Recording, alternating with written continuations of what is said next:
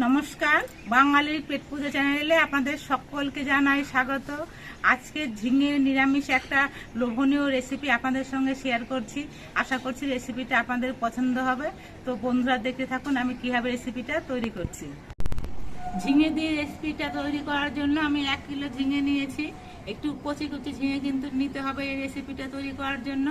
আর ঝিঙে কিন্তু রান্না করার পর পরিমাণে অনেকটাই কমে যায়, তার জন্য আমি একটু বেশি করে ঝিঙেটা নিয়েছি। এবার ঝিঙের খোসাগুলো ছাড়িয়ে নিতে হবে।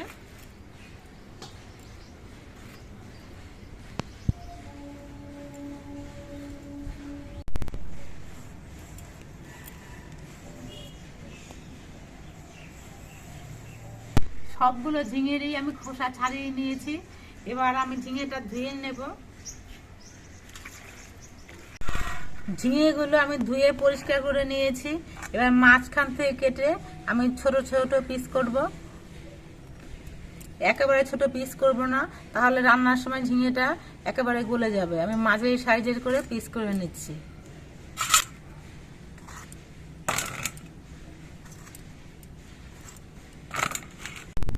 সবগুলো ঝিঙে আমি এরকম পিস করে কেটে নিয়েছি। আর ঝিঙেগুলো কাটার আগে যেহেতু ধুয়ে নিয়েছি, এই জন্য এখন আর কোনো ধোয়ার প্রয়োজন নেই।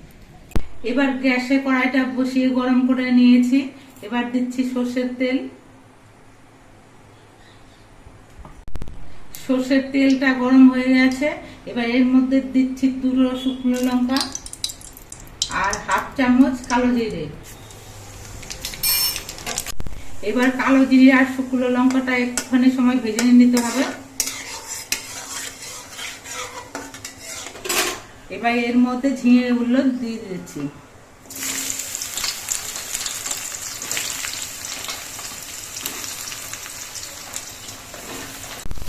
এবার নেড়ে চেড়ে দিয়ে তেলের সঙ্গে ঝিঙেগুলো মিশিয়ে নিতে হবে। এবার গ্যাসের ফ্লেমটা কিন্তু একটু বাড়িয়ে দিতে হবে। হাই ফ্লেমে দিয়ে ঝিঙেগুলো কিছুক্ষণ নেড়ে চেড়ে ভেজে নিতে হবে। ঝিঙেটা কিন্তু খুব নরম একটা সবজি, তাই ঝিঙের মধ্যে এই সময় নুন দেওয়া যাবে না। ঝিঙে থেকে তাহলে অনেকটা জল বেরিয়ে যাবে আর ঝিঙেটা ঠিকঠাক মতো কষানো যাবে না। ঝিঙের মধ্যে কোনো নুন দেওয়া হয়নি। 4-5 মিনিটের মতো আমি ঝিঙেগুলো কষিয়ে নিয়েছি। নুন দেওয়া হয়নি, তাই দেখুন কতটা জল বেরিয়েছে ঝিঙে থেকে। এবার আমি ঝিঙের মধ্যে দিয়ে দিচ্ছি পরিমাণ মতো নুন, পরিমাণ মতো হলুদের গুঁড়ো আর অল্প করে একটু কাশ্মীরি লঙ্কার গুঁড়ো। এই লঙ্কা গুঁড়োটা দিলে পরে দেখতে সুন্দর হবে। এবার সব কিছু দিয়ে আবার নেড়ে চেড়ে মিশিয়ে নেব। মশলা দিয়ে নেড়ে চেড়ে মিশিয়ে নিয়ে কিছুক্ষণ কষিয়ে নিয়েছি। এবার গ্যাসের স্পিডটা আমি কমিয়ে দিচ্ছি। এবার আমি একটা মিক্সি জারের মধ্যে করে কিছু মশলা পেস্ট করে নেব। তার জন্য নিয়ে নিচ্ছি অল্প একটু আদা, বেশ কিছু কাঁচা লঙ্কা। আমরা ঝালের পরিমাণটা একটু বেশি খাই, তাই লঙ্কার পরিমাণটা একটু বেশি দিলাম। যে যেমন ঝাল খাবেন সেই পরিমাণে লঙ্কা দেবেন। 5-6টার মতো কাজু বাদাম, 1 চামচ পরিমাণ চার মগজ, 2 চামচ পরিমাণ পোস্ত আর 1 চামচ গোটা জিরে। অল্প একটু জল দিচ্ছি। এবার মশলাটা পেস্ট করে নেব। মশলাটা একেবারে মিহি করে পেস্ট করে নিয়েছি।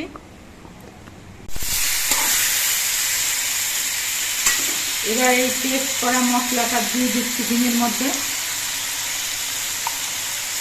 এবার সব মশলা দিয়ে আর ঝিঙেগুলো দিয়ে ভালো করে নেড়ে চেড়ে মিশিয়ে দেব।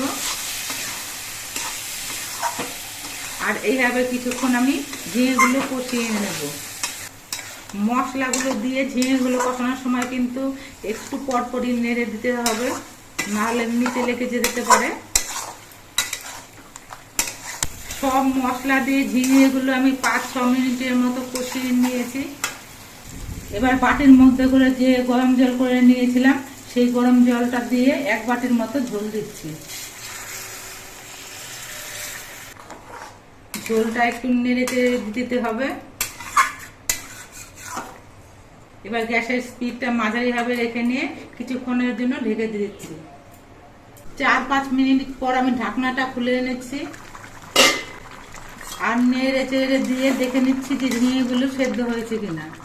ঝিঙেগুলো এখনো সেদ্ধ হয়নি, আর একটু রান্না করতে হবে। যারা মিষ্টি মিষ্টি তরকারি খেতে পছন্দ করেন তারা এর মধ্যে অল্প একটু চিনি দিতে পারেন। আমাদের মিষ্টি তরকারি থেকে ঝাল তরকারি বেশি প্রিয়, এই জন্য আমরা কোনো মিষ্টি দিচ্ছি না। আরও কিছুক্ষণ রান্না করার পর ঝিঙেগুলো সম্পূর্ণভাবে সেদ্ধ হয়ে গেছে, আর ঝোলটাও কিন্তু অনেকটা ঘন হয়ে গেছে। আমার ঝিঙে রেসিপিটা তৈরি হয়ে গেছে। এবার গ্যাসটা অফ করে দিচ্ছি। ঝিঙে তরকারিটা রান্না হয়ে যাওয়ার পর আমি একটা থালার মধ্যে বেড়ে নিয়েছি। আপনারা দেখতে পেলে আমি কিভাবে ঝিঙে রেসিপিটা তৈরি করলাম। এইভাবে ঝিঙে রেসিপি তৈরি করলে কিন্তু গরম ভাতের সঙ্গে অসাধারণ লাগে। তো বন্ধুরা, আপনারা একদিন এভাবে ঝিঙে রেসিপিটা তৈরি করে খেয়ে দেখবেন, আশা করছি খুব ভালো লাগবে। আর আমাদের ভিডিওটা আপনাদের কেমন লাগলো, যদি ভালো লাগে তাহলে ভিডিওটিতে একটি লাইক, আর নতুন বন্ধু হলে চ্যানেলটিকে সাবস্ক্রাইব করে দেবেন।